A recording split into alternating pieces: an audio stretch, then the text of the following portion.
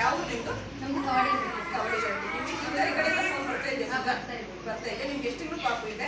3 phone call receive ಮಾಡ್ತೀರಾ ನೀವು? Receive ಮಾಡಿ. ಎಷ್ಟು ತನಕ ಮಾಹಿತಿ ಕೇಳ್ತೀರಾ? ಅವ್ರು ಪೂರ್ತಿ ಹೇಳೋದು ಕಿಲ್ಕರಿ ಕಡೆಯಿಂದ ಕಾಲ್ ಬಂದ ಪೂರ್ತಿ ಮಾಹಿತಿನ ಕೇಳಿ. ಅದರಿಂದ ಏನ್ ಮಾಹಿತಿ ತಿಳ್ಕೊಂಡ್ರೆ ಅಂತ ನಮ್ಗೆ ಸ್ವಲ್ಪ ಹೇಳ್ತೀರಾ?